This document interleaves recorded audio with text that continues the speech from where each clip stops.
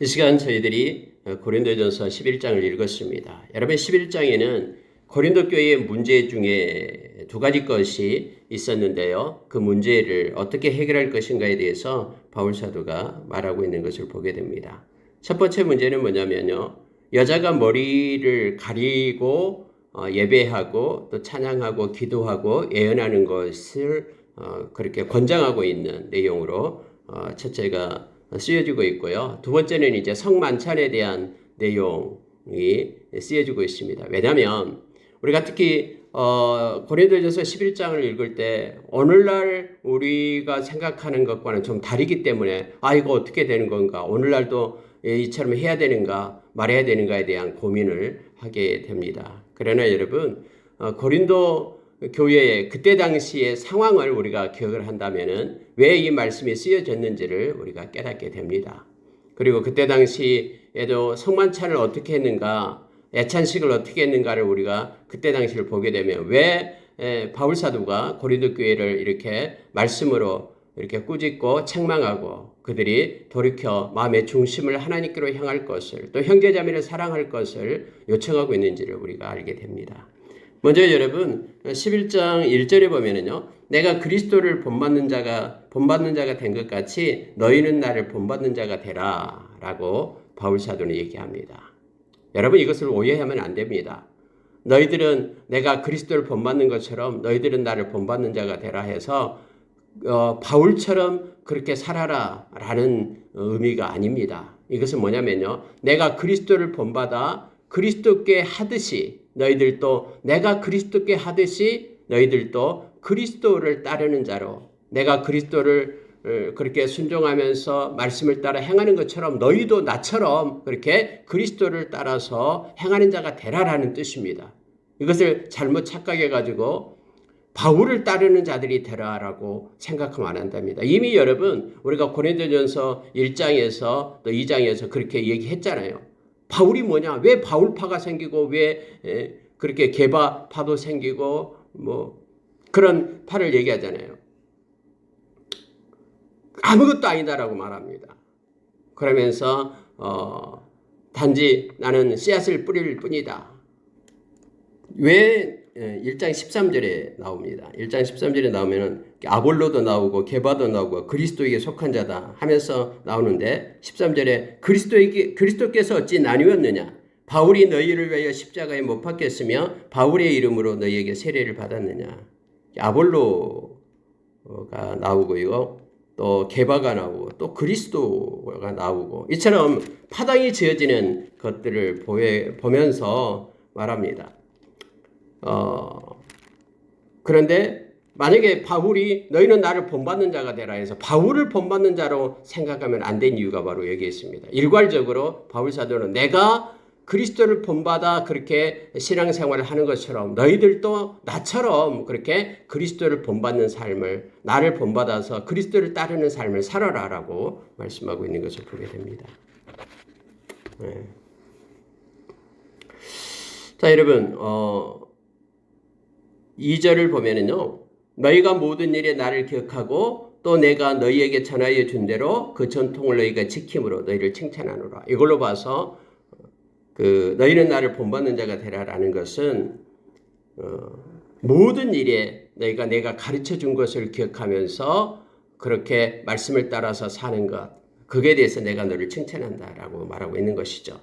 그리고 내가 너희에게 가르친 전통을 너희들이 기억하면서 즉 말씀을 따라서 살아가는 그러한 자리에 선 것에 대해서 너희들을 칭찬한다라고 말하는데 이제 그렇게 하면서 한 가지 책망을 합니다.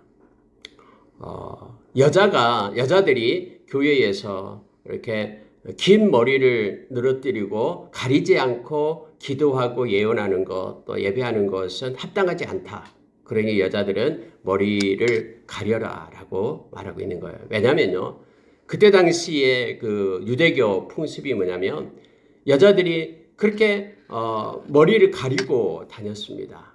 왜냐하면 그 이유가 그때 당시 머리를 가리지 않는 긴 머리를 그냥 늘어뜨리고 다니는 사람들은 그때는 하나님을 믿는 자들이 아니다라는 표시였어요.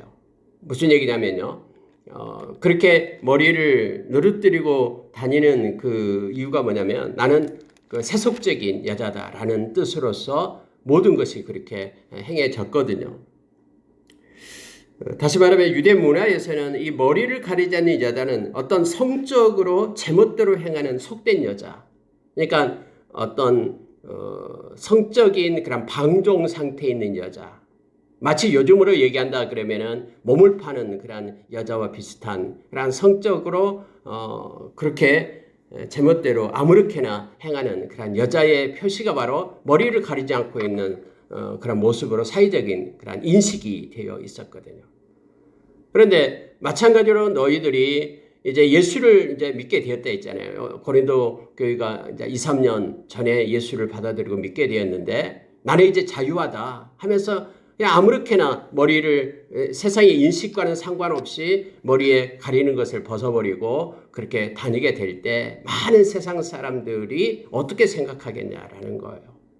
성적인 어떤 방종을 나타내는 그러한 가리개를 갖다 없애버립니다. 그러면은 교회에 대한 그들의 인식 그리고 그들이 정말로 교회에 와서 순결한 자로 정직한 자로 그렇게 하나님을 섬기는 그러한 모습으로 인식하겠느냐라는 그런 문제가 그때 당시 대두되고 있었기 때문에 바울 사도는 당연히 예수 믿는다고 해서 완전히 자유한 것이 아니라 세상의 풍습과 동떨어진 그런 딴 나라 세상에서 사는 것이 아니라 세상에서 말하고 있는 그런 윤리 기준도 지켜야 된다라는 것을 지금 말하고 있는 것입니다.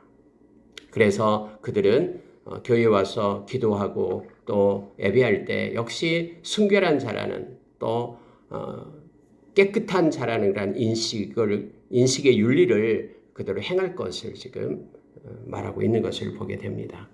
그러면서 그 이유를 대는데요. 3절에서 지금 이렇게 말하고 있는 거예요. 그러나 나는 너희가 알기를 원하노니 각 남자의 머리는 그리스도요 여자의 머리는 남자요 그리스도의 머리는 하나님이시라. 이것도 오해하면 안 됩니다. 우리가 머리라고 하니까 여자의 머리는 남자고 남자의 머리는 그리스도고 그리스도의 머리는 하나님이라고 말하니까 마치 머리라라는 것이 무슨 어떤 권력이나 아니면은 어떤 우월적인 존재라는 뜻으로 받아들이면 안 돼요. 이 머리다라는 것을 어떤 뜻으로 해석하냐면요. 출처, 소스를 얘기합니다. 어디에서 났느냐라는 것을 말하고 있고 순서와 질서를 말하고 있다라고 우리가 이 말씀을 보면 됩니다. 여자의 머리가 남자이기 때문에 여자는 남자들한테 굴복해야 되고 또 여자는 남자보다 더 열등하고 이런 의미가 아니에요. 요즘에 여러분 여자들이 더 똑똑하죠. 유명한 대학교에서 공부 잘하는 사람들은 다 여자들이에요. 그러니까 뭔가 남자가 더 우월하고 여자는 열등하고 이런 관계가 아니라 어디에서 났느냐 그 소스 출처를 얘기하고 있다라는 것을 순서를 얘기하고 있다라는 것을 보면 됩니다.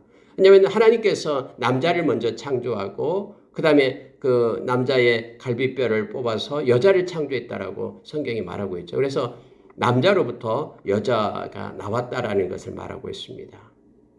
물론 예수 그리스도로 저와 여러분은 예수 그리스도로부터 나온 자죠. 우리가 요한복음 1장에서 모든 만물이 예수님으로부터 나왔다라고 말하죠. 그리고 역시 빌립보서 2장 5절에 보면은 예수님은 하나님과 근본 같은 본체이시나라고 말하죠. 동등대우에 취할 것을 얘기하지 아니하고 이 땅에 육신을 입고 오신 분이 바로 예수님이라고 말하면서 역시 그 예수님은 하나님으로부터 난 자다라고 표현을 합니다. 그렇다고 해서 여러분 예수님이 하나님 아버지 성부 하나님보다 더 열등하다라는 뜻이 아니에요. 우리 동일하잖아요. 동일한 예수 그리스도 하나님으로 우리가 하나님 인격으로 그렇게 우리가 보잖아요. 마찬가지로 하나님과 예수님이 동등한 것처럼 그렇게 어디에서 나왔느냐라는 그 순서와 출처를 얘기하고 있는 것이다라고 말합니다. 왜냐하면요. 이렇게 해석을 해야지만이 다음에 여러분 12절이 이해가 되는 거예요. 12절 보면은 이는 여자가 남자에게서 난 것 같이 남자도 여자로 말미암아 났습니다. 그리고 모든 것은 하나님께로부터 났습니다. 해서 어디에서 났다라는 그 출처를 얘기하고 있음을 보게 됩니다. 그래서 너희는 스스로 판단하라. 여자가 머리를 가리지 않고 하나님께 기도하는 것이 마땅하냐. 하면서 긴 머리를 가지고 가리지 않는 것이 어떤 성적인 방종을 사회적 개념으로 그때 당시 되고 있기 때문에 이러한 상태에서 하나님 거룩하신 하나님 앞에 와서 우리가 예배하고 기도하는 것이 맞느냐 하면서 너희들은 거룩하고 하나님 앞에 진실되게 그렇게 순결한 자로 그렇게 사회적인 윤리도 지키면서 하나님께 예배할 것을 지금 말하고 있는 것입니다. 이러한 사회적인 것을 우리가 버려버린다면 이것이 해석이 되지 않습니다. 언제가 제가 말씀을 드렸죠. 같이 이렇게 성경 공부를 하고 있었는데 어떤 한 여자 선생님이 이런 성경이 다 있냐고 어떻게 여자가 남자 밑에 있냐고 밑에 있다라는 뜻이 아니에요. 요즘에 보면 훨씬 더 남자보다 여자가 더 공부도 잘하고 훨씬 더 잘한다라고 학교도 마찬가지입니다. 남녀 공학 보면요 대부분 공부 잘하는 애들 여자들이 많습니다. 여학생들이 더 많습니다. 그래서 이것은 열등과 우등의 관계가 우월의 관계가 아니라 어디에서 낳느냐라는 그러한 출처의 문제다라는 것을 기억을 해야 됩니다. 그때 당시 사회적 통념을 우리가 이해를 해야 됩니다. 그럼 오늘날은 어떻습니까? 오늘날 사회적 통념은 그렇지 않죠. 뭐 머리에 쓰고 다니는 거 세상에서 머리에 안 쓰고 여자들이 이렇게 머리 안 쓰고 다닐 때에 저건 성적으로 방종하다라고 말하지 않잖아요. 오늘날에요. 그래서 이 문제를 사회적 그 개념 그때 당시를 보면서 이 문제를 우리가 다뤄야 되는데 근본적으로 얘기하는 그 핵심이 뭐냐면은 우리는 성결한 자로 깨끗한 자로 하나님 앞에 예배자로 서야 된다라는 것을 말해주고 있는 것입니다. 16절 보니까 이거에 나와요. 논쟁하려는 생각을 가진 자가 있을지라도 그때 당시 이렇게 바울의 가르침에 대해서 뭐가 그러냐 하면서 이제 우리는 자유인데 하면서 논쟁하려는 자들이 분명히 있었다라고 말합니다. 오늘날도 역시 동일하게 이 문제를 가지고 논쟁하려는 이들이 있죠. 그럴지라도 우리에게나 하나님의 모든 교회에는 이런 관리가 없느니라 하면서 그러한 세상에서 말하는 그러한 가치 기준 그리고 윤리 기준 그것과는 상관없이 교회에서 행하는 것이 아니다라는 것을 지금 말하고 있습니다. 그렇다면 딴 나라에 가서 이렇게 어떤 유토피아를 만들어야 되는 것이 돼버리죠. 이 세상에 살아가면서 세상이 말하는 도덕적인 기준, 윤리적인 수준도 우리는 기억하면서 행해야 됨을 알게 됩니다. 이걸 무시해서는 안 된다라는 것을 지금 가르치고 있습니다. 그러니까 궁극적으로 바울사도 이렇게 말하는 것은 우리가 이 앞전에 봤던 것과 똑같죠. 연약한 자에게 내가 연약한 자가 된 것처럼 된 것은 한 생명이라도 구원하기 위함이다라고 말합니다. 유대인에게 내가 유대인처럼 되고 이방인에게 내가 이방인처럼 된 것은 한 생명이라도 얻기 위함이다라고 구원에 이르게끔 하기 위함이다라고 말하고 있는 것이죠. 그렇다고 해서 여러분 우리가 세상 사람과 똑같이 되라라는 것이 아니죠. 이 캐리그마 핵심적인 것은 우리가 잃어버리면 안 됩니다. 문화의 옷을 입고 복음이 증거되지만은 이 복음이 이 문화 속에 희미해져 버려서는 안 되죠. 정확하게 하나님의 그 말씀은 붙잡고 있으면서 또 이처럼 수용할 수 있는 그들을 갖다가 함께 하나님의 말씀을 전하게 하기 위해서 그들에게 수용할 수 있는 것들 그것을 받아들이고 그들에게 복음을 증거하라라고 지금 말하고 있는 것입니다. 여러분 17절 이하에서는 이제 성만찬에 대한 내용이 있는데요. 이것도 여러분 그때 당시를 기억을 해야 됩니다. 여러분 그때 당시에는 어떻게 성만찬이 이루어졌냐면요. 애찬식이 있었습니다. 오늘날에는 조그만 그 빵과 떡과 잔을 가지고 그렇게 상징적으로 기념을 하잖아요. 근데 그때 당시에는요. 이렇게 잔치를 벌렸습니다. 애찬식을 한 거예요. 근데 애찬식을 어떤 식으로 했냐 그러면은 집에서 가지고 왔어요. 음식을 교회로 가지고 와가지고 다 음식을 모아가지고 교회에 있는 사람들이 다 이렇게 나누어서 먹고 예수님의 그 십자가에서 흘리신 피와 또 찢기신 그런 몸을 그렇게 상징적으로 기념하면서 하나님께 영광을 돌렸거든요. 근데 이제 어떤 문제가 생겼냐면요. 오늘처럼 그렇게 풍성하지 않아요. 음식이. 그래서 부자들은 많은 음식을 가져왔겠죠. 그럼 좀 가난한 사람들은 조금 적은 음식을 가져왔겠죠. 근데 여러분 완전히 빈민 완전히 먹을 것이 없는 사람은 가져올 게 없잖아요. 그래도 예수를 믿었으니까는 하나님의 그런 예수님의 그 십자가의 은혜를 갖다 찬양하기 위해서 또 기념하기 위해서 왔잖아요. 그들은 가져온 것이 없어요. 그런데 문제는 뭐냐면요. 부자들이 많은 음식을 가지고 왔는데 이건 자기가 가지고 왔다고 해서 자기가 많이 먹어버리는 거예요. 그러면 아무것도 가져오지 않은 사람은 그냥 손가락만 빨고 있는 그러한 일들이 교회에서 일어났다라는 거예요, 지금. 여러분, 이런 일이 있었어요. 이 고린도 교회에서 이 주의 만찬, 이 성만찬을 갖다 애찬으로 공동 식사를 더불어서 그렇게 행했거든요. 그런데 교인들은 자기 집에서 먹을 것을 싸가지고 와서 교회에서 모여서 함께 식사하면서 친목하고 교제하고 서로 사랑을 나누었는데 문제가 바로 이런 문제가 되는 것입니다. 가난한 자들과 부자들이 가난한 자들과 어울려서 공동 식사를 하지 않았어요. 자기 음식을 자기 자신만 먹고 마심으로써 자기 배만 부르게 하는 사건이 나타난 거예요. 애찬을 통해서 성도 간의 친목과 교제가 없었고 이로 인하여 교회 안에서는 차별과 파당이 생겼다라고 지금 말하고 있습니다. 그래서 바울은 이 애찬이 배고픔을 채우기 위한 것이라면은 차라리 너희 집에서 먹고 와라. 부자들을 향해서 이렇게 말하는 것입니다. 성도들과 함께 어울려 먹으면서 친목하고 서로 사랑하고 교제를 나누기 위한 것이다라는 것을 힘주어 지금 가르치면서 바울 사도는 이 글을 이 말씀을 지금 편지를 써가지고 고린도 교회에 보내고 있는 것이에요. 그래서 여러분 20절 21절이 바로 그 내용이에요. 그런즉 너희가 함께 모여서 주의 만찬을 먹을 수 없으니 이는 먹을 때에 각각 자기의 만찬을 먼저 갖다 먹음으로 어떤 사람은 시장하고 어떤 사람은 취함이라. 너희가 먹고 마실 집이 없느냐? 너희가 하나님의 교회를 업신여기고 빈궁한 자들을 부끄럽게 하느냐? 하면서 바울 사도가 그렇게 책망을 하고 있는 것을 보게 됩니다. 그러니까 그 교회에 바로 이러한 일들이 있었다라는 것을 그러한 개념을 가지고 이 말씀을 보면은 우리가 이해가 됩니다.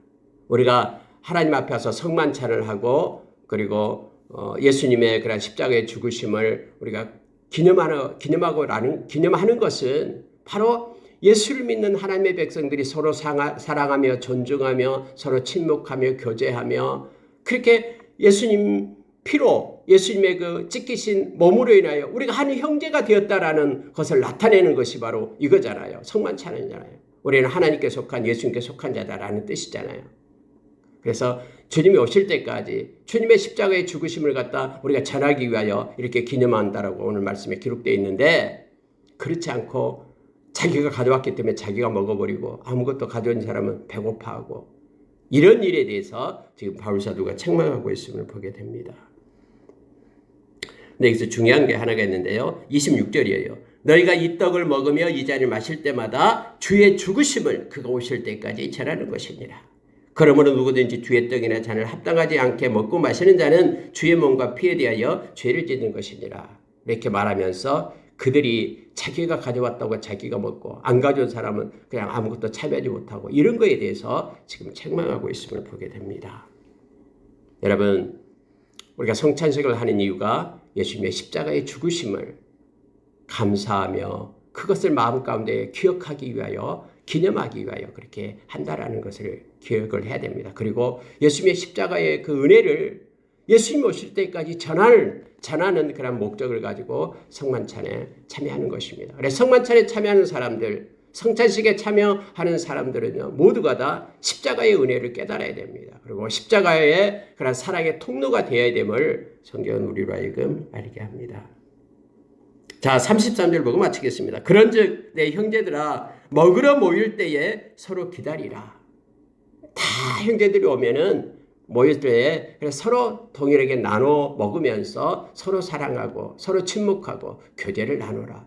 막 시장하다고 먼저 먹지 말아라라는 거예요. 그래 누구든지 시장하거든 집에서 먹으라라는 거예요. 이는 너희의 모임이 판단받는 모임이 되지 않게 하려 함이라 라고 바울 사도는 권면합니다.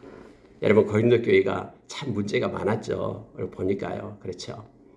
그냥 이제는 내가 주 안에서 자유하다 해서 세상에서 이렇게 손가락질하는 당하는 그러한 윤리적인 것도 벗어버리고 머리에 아무것도 가리지 않고 마치 그러한 세상의 어떤 성적인 방종을 나타내는 것처럼 교회 안에서 그렇게 행하니까 그거 그렇게 해서는 안 된다라고 깨끗하고 성결한 자로 윤리를 지키면서 하나님 앞에 나아가라라고 말합니다. 오늘날도 여러분 교회가 막 매스컴에서 손가락질 당하는 게 있잖아요. 아니 세상 사람들도 저런 악한 일은 안 하는데 교회에서 저런 악한 일을 해 하면서 손가락질을 하는 것이 이거와 똑같은 일이에요 지금. 그러면서 우리는 회개하면 된다? 이거 말도 안 되는 말이죠.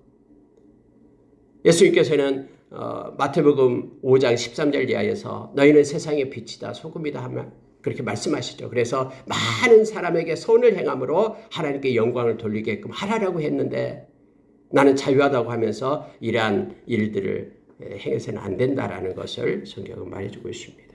성만찬도 역시 서로 사랑하고 교제할 것을 말해주고 있는 것입니다. 말씀 마치겠습니다. 함께 기도하겠습니다.